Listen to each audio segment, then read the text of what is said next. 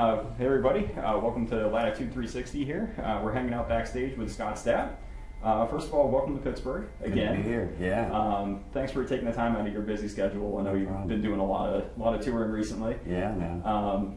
When you come to Pittsburgh, I'm sure you've been here before.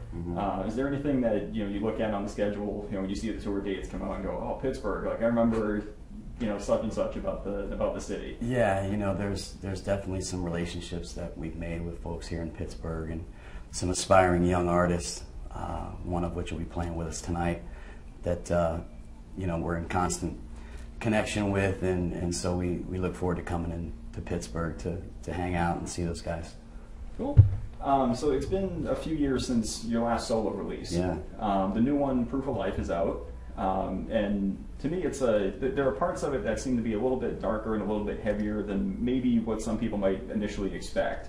What was kind of like the inspiration behind what went into the new album and the new record, and like where you kind of decided to go a little bit heavier in parts, and you have other songs that obviously balance it out too. But, right.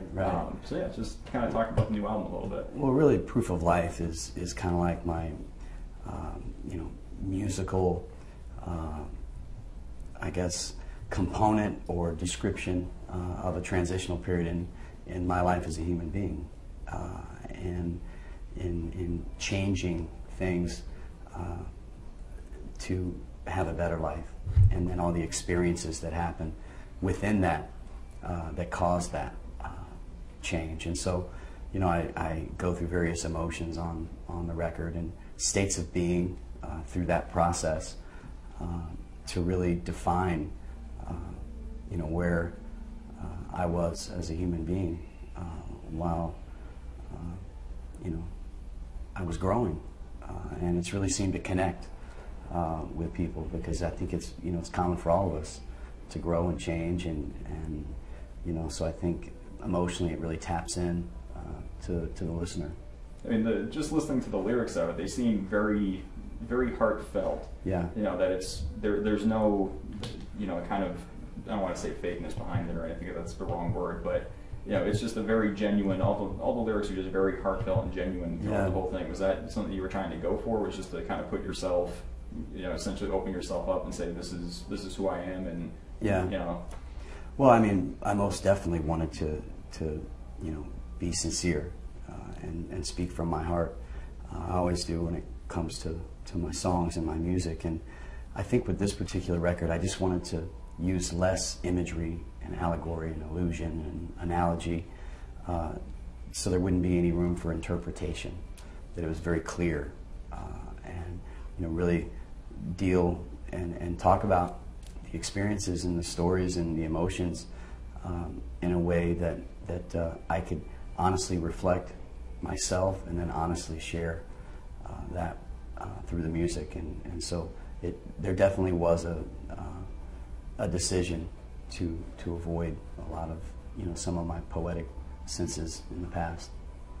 Is there a particular song on the album that either gets you, especially during a live show, is there one that you kind of get really amped up for? Yeah, definitely. And I guess the other aspect of the question too is there one that it kind of connects with the fans, that maybe they've reached out to you and said, hey, thanks for writing that song, like it really kind of helped me through whatever situation they may be dealing with. I know music is kind of therapy for a lot of people, myself included. But Proof of Life, the title track for the album, is really energetic and awesome live. It just, not only does it connect with the audience, but it inspires a vigor and a passion out of us when we perform it. And just like from my first records with Creed, My Own Prison, and Human Clay, and Weathered, and then Full Circle, the fans have always seemed to connect with various songs and share with me how they, how it resonated emotionally or through an experience. And then the same goes for my solo music and with Proof of Life. I think probably every show I meet a fan who has a different story or a unique story about a song, connecting with them where they are. I mean, just to, I don't want to, I guess, go down like a weird road if it's a little bit or difficult to talk about or whatever, but obviously, people know you for Creed, and they also know you for your solo work as well. Yeah, man. What's the status of Creed right now? Like, is there a future for it? Is it just kind of, I know there's been a couple of breakups or hiatus, wherever you want to classify them as. What's the the future look like for the band? Well, in 2009 we got back together and put out Full Circle, and I think from my perspective, we only want to make music together when we have that just drive and feel compelled to get together and be inspired by each other and create. And being together and writing music since we were 14, 15 years old, I think that comes in spurts. And so Creed is a band, and we don't really have a timeline or feel any kind of impending pressure to put out a new record until it feels right. And so, that's where the band sits. And so in the meantime, I'm continuing to do what I love and write music and share my story in songs.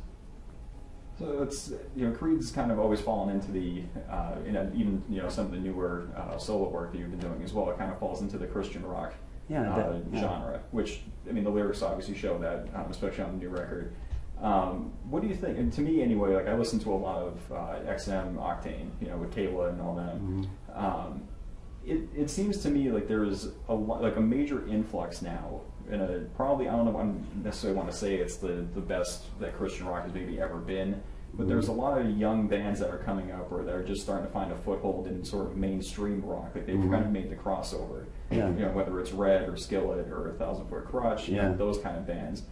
What's it mean, I guess, for the genre to see how the success of those bands as far as spreading the message and all that kind of stuff? Like where do you see the I guess the Christian rock scene going and where it is right now? Yeah, I really see the rock and roll genre as evolving and growing in terms of its content and its themes.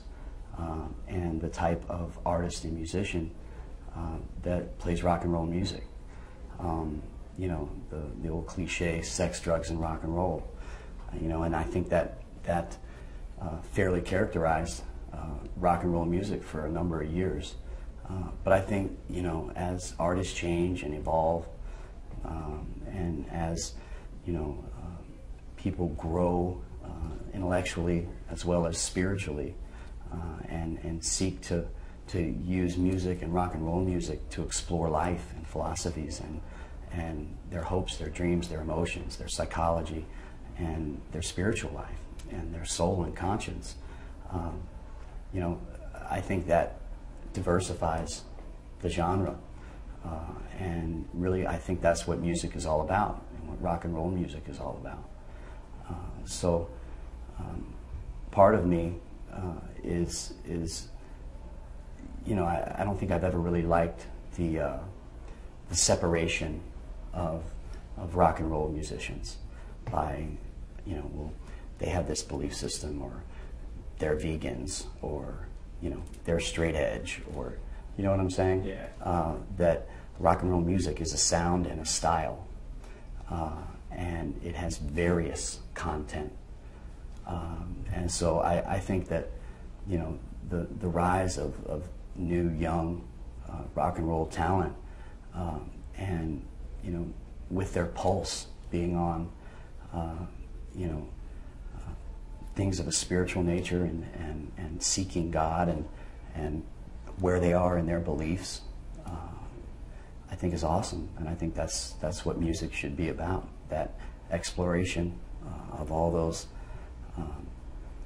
closed and open doors of our reality, and faith and God, and specifically Christianity, is a part of the human existence, and so it only makes sense that it would be expressed. So I think it's awesome that those boundaries are being knocked down, because in the past, artists that did share their spiritual beliefs or their Christian faith or whatever their faith may be in their music were put off into another category and not able to have the same mainstream exposure that bands that weren't tackling those emotions, feelings, and issues, received.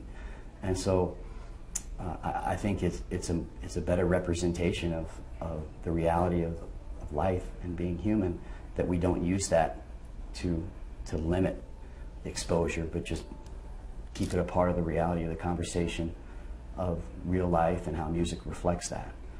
And so I think it's awesome. Cool. We're almost out of time, but what we usually do with all these interviews with different artists and everything is we ask them all the same 5 questions. Okay. Some of them are music related, some of them are just kind of have a little, have a little bit of fun, throw a little, of a curveball at you. All right, let's do it. So we'll get right into it. The first one is, what's the first album that you ever bought? I'm gonna say Pyromania by Def Leppard. I don't know if I purchased it, but I borrowed it from a friend when I was 8 or 9 years old. It changed my life. It's a great choice. Yeah. The next one is, what's your favorite meal, whether it's home cooked or is there something you kind of seek out on the road? Oh yeah, my favorite meal. Wow, I love food in general, just period. Probably like a chicken marsala. That's a common thing I order on a regular basis, so I like it, I guess. The next one is, there's a bowling alley downstairs here. Mm-hmm. So what's the highest bowling score That I've ever had? Yeah. 248. Nice. My dad used to take me bowling with him every week. And so when I was a kid, we bowled a lot, father-son time. And one time I got really lucky. And it's only because we bowled so much. I mean, if you bowl so much, you're bound to break 200. And so it was one of those fluke kind of, bowling games where, like, I think I even had a ball that kind of bounced out of the gutter and hit a pin. So it was one of those kind of situations. The stars aligned. Yeah, it's like I'm a big bowler myself, Yeah. so it's kind of like now, no way. You know what I mean? If I went down and bowled now, I'd be lucky if I broke 150. That's still higher than most people. Like an average bowler is usually around 120, 130 or so. Well, that's probably what I am. So yeah, but I'm sure you'd pick it right back up again if you had the experience. Like riding a bike, just get right back into it again. I'll take your word for it. Next one is, what's the most embarrassing moment on stage? Like a Spinal Tap kind of moment. Yeah, I've had a few. Being in front of an arena, on a catwalk where I'm isolated, out in the center of the audience, standing there without any distractions, and walking backwards and just falling flat on my back. Those have been some moments where I was embarrassed at the time. I've walked off the front of the stage. My pants have ripped in the back. I've had quite a few forget words to some of the biggest songs I have. Just in that moment, my mind goes blank. So it's been quite a few. And then the last one is, what's your favorite thing to do outside of music?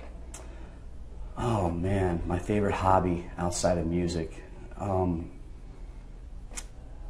I love to play basketball and read, and then from a personal side, spending time with my kids and family. Cool. That's all the questions I have for you. All right, so man. Thank you very much for sitting down with us for a few minutes here. Looking forward to the show tonight. Yeah, man. And keep doing what you're doing. Good to see you, man. Thanks.